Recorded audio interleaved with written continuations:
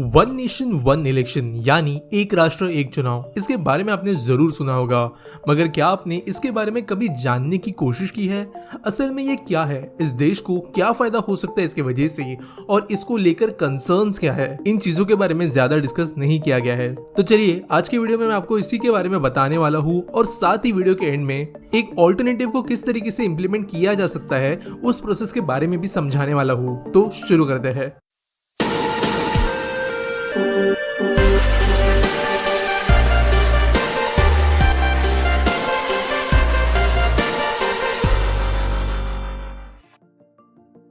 One nation one election का मतलब होता है देश के सभी इलेक्शंस का साइमल्टेनियसली होना, यानी कि एक साथ एक ही समय पर एक प्लीज्ड मैनर में, या यूं कहे तो चरणबद्ध तरीके से इलेक्शंस का होना।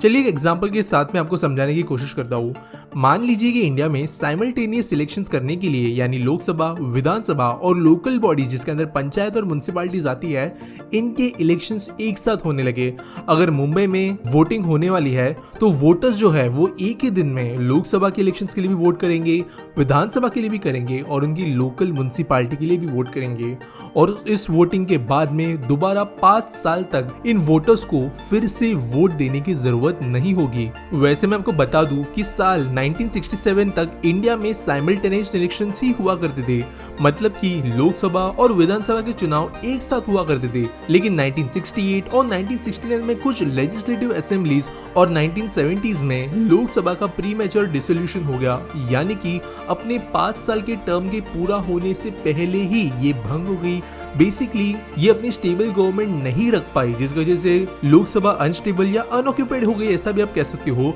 और फिर से 5 साल के पहले ही चुनाव करना पड़ा, जिसकी वजह से इंडिया में जो साइमल्टेनियस इलेक्शंस की साइकिल चलती थी वो डिस्टर्ब हो गई, और उसके बाद से काइंड ऑफ डिस्टर्ब भी है और इसे डिस्टर्ब रखा भी गया है। लेकिन 1983 में इलेक्शन कमीशन ने इंडिया के अंदर वापस साइमल्टेनियस इलेक्शंस करवाने का आइडिया दिया। फिर 1999 में लॉ कमीशन ने भी अपनी एक रिपोर्ट दी जिसके अंदर इसके बारे में मेंशन किया गया था, बट कोई खास रिस्पॉन्स यहाँ पर मिला नहीं। फिर साल 2014 के इलेक्शन से पहले बीजेपी के मैनिफेस्टो में ऐड किया गया था कि वन नेशन वन इलेक्शन के आइडिया को वापस पुश किया जाए,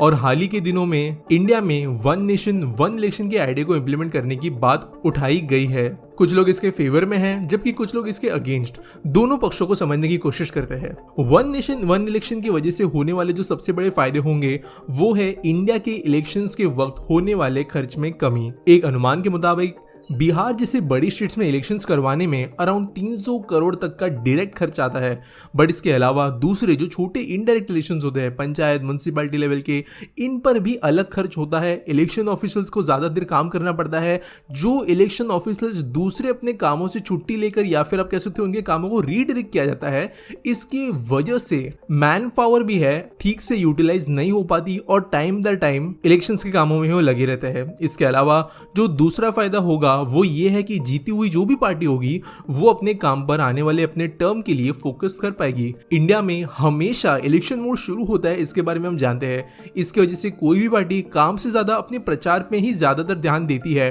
और बड़े डिसीजंस लेने के पहले वो इलेक्शन में वोट मिलेगा नहीं मिलेगा, इलेक्शंस के उसके ऊपर क्या असर पड़ेगा, इन चीजों के बारे में ज्यादा सोचती है, ना कि अच्छे और बड़े डिसीजंस लेने पर, जिसकी वजह से जो ओवरऑल डेवलपमेंट है देश की उसके ऊपर भी इफेक्ट पड़ता है। जो एडमिनिस्ट्रेटिव कॉस्ट होते हैं किसी भी इलेक्शन के, फिर चाहे वो सिक्योरिटी फोर्सेस के हिसाब से हो, सरकारी एम्प्लॉइज को, जैसे मैंने कहा, और इसकी वजह से जो आने वाली परेशानी हो, इनके कॉस्ट को भी वन नेशन वन इलेक्शन की वजह से बहुत हद तक कम किया जा सकता है। इसी तरह आप भी रतन टाटा जी के द्वारा बैक्ड ऐप कैश करो को यूज कर सकते हो ऑनलाइन शॉपिंग करते समय, और 30% तक अपने पैसे बचा सकते हो। जहां पर स्विगी, अमेजॉन, अजियो, मिंत्रा जैसे 1500 से ज्यादा वेबसाइट्स पर कैश करो आपको कूपन कोड्स के साथ सेल डिस्काउंट के ऊपर भी कैशबैक प्रोवाइड कराता है, और ये सब एक ही ऐप में होता है, कई अलग ऐप्स की जरूरत नहीं। सबसे इंटरेस्टिंग बात यह है कि ये जो मिला हुआ कैशबैक होता है वो रियल कैश है, जो अपने बैंक अकाउंट में आप ट्रांसफर करा सकते हो या फिर अमेजॉन वाउचर्स में कन्वर्ट कर सकते हो। अगर डिस्क्रिप्शन में दिए गए लिंक के जरिए आप कैश करो के लिए साइन अप करते हो, P225 कोड का इस्तेमाल करते हो, तो आपको इंस्टेंटली ₹25 का कैशबैक मिलेगा, या फिर प्ले स्टोर या ऐप स्टोर से इस ऐप को डाउनलोड करने के बाद में आप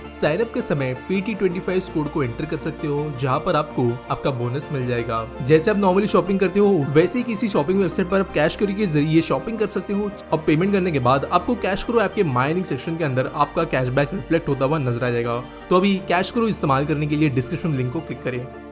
अब बात करते हैं वन नेशन वन इलेक्शन से जुड़े हुए कंसर्न्स के बारे में। इसमें सबसे पहला जो कंसर्न आता है वो है फेडरल प्रॉब्लम, यानी कि साइमल्टेनियस इलेक्शंस करने की वजह से विधानसभा के वर्किंग टर्म्स में चेंजेस आएंगे, बट ये चेंज वन टाइम के लिए होगा, ये बात ध्यान में रखना जरूरी है। दूसरा ये है कि इसे इंप्लीमेंट करने के लिए इंडिया के कॉन्स्टिट्यूशन में कुछ अमेंडमेंट्स भी करने पड़ेंगे। थर्ड ये है कि रीजनल पार्टीज को इसकी वजह से एक बहुत बड़ा डिसएडवांटेज मिलेगा, क्योंकि साइमल्टेनियस इलेक्शंस के वक्त वोटर्स के ज्यादातर डोमिनेंट पार्टी को ही वोट करने के चांस ज्यादा हो सकते हैं, और ये भी हो सकता है कि वो एक ही पार्टी की तरफ अपने तीनों वोट करे, और इसी समय पर जो सेंट्रल पार्टी होती है, जो नेशनल लेवल पे पार्टी होती है, उसे ही वोट देने का प्रेफरेंस लोगों का ज्यादातर होता है। ये होने की आशंका है, जिसके वजह से जो रीजनल पार्टीज है, जो म्युनिसिपल इलेक्शंस, पंचायत इलेक्शंस के अंदर ज्यादा ध्यान देती है, वो वन नेशन वन इलेक्शन के आने की वजह से बहुत ज्यादा डिसएडवांटेज में पड़ सकती है, और बेसिकली जो वोट स्प्लिट हो जाता था सेंटर और स्टेट और लोकल गवर्नमेंट्स के बीच में, वो यूनिफाई यहाँ पर हो जाएगा, ऐसे चांसेस है। अब बात करें कैसे वन नेशन वन इलेक्शन के आइडिया को इंडिया में इंप्लीमेंट किया जा सकता है,